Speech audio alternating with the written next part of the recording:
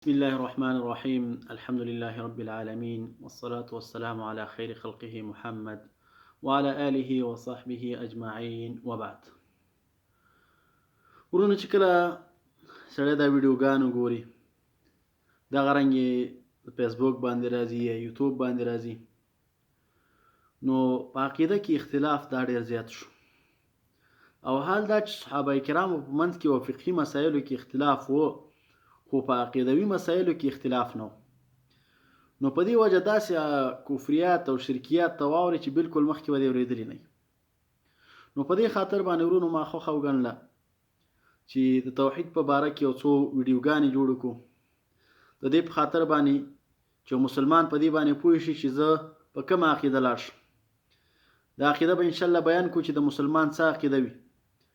په راتلونکو نن ورځې ویډیو کې دغه رنګې په راتلونکو ویډیوګانو کې به انشاءالله د دې په تفصیل سره بیان وکړم. اول د هر څه نه مخکې چې کله یو سړی په عقیده کې مشکل وي، شرک او کفر ورکی وي، نو بیا دې ته فایده نه پاتې کېږي چې هغه ته د مونځ اصلاح وکړي، یا د روژې اصلاح ورته وکړي، یا د زکات اصلاح ورته وکړي چې زکات وباسه، بلکې اول د هر څه نه مخکې باید د عقیدې نه شرک ایسته کړي. ځکه چې هر نیک عمل کوي، هغه نیک عمل الله رب العالمین ته د قبولیت مرتبې ته نه ګرځي. په دې وجه د هر څه نه مخکې توحید څه معنا؟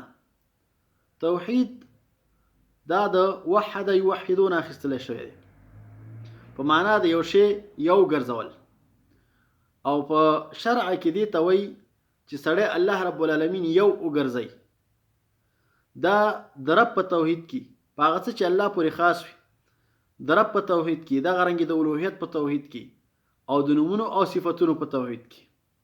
الله رب العالمین فرمای رب السماوات والارض وما بینهما.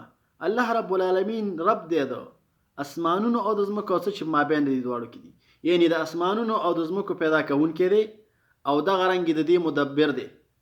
ټول چې کوم د الله رب العالمین اراده شوي هغه په دې ځمکه او اسمانونو کې چلیږي. فاعبده واصطبر لعبادته.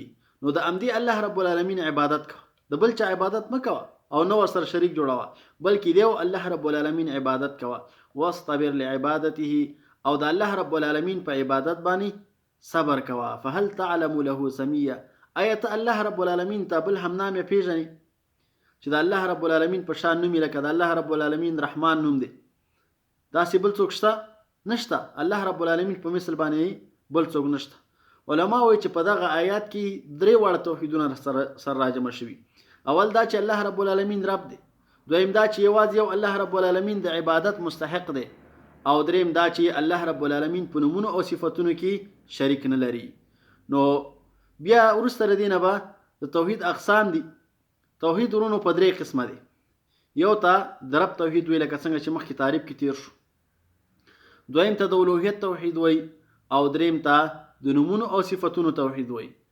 انشاءالله دا به بیا په راتلونکي ویډیو کې سره د تعریفونو او د هغې چې کوم څه دې ته داخلیږي، او دغه بعضې څه چې عقیده کمزوري کوي، بعضې څه چې عقیده بالکل د منځه وړي، نو انشاءالله په دې باندې به بحث وکړو. واخر دعوانا ان الحمد لله رب العالمین.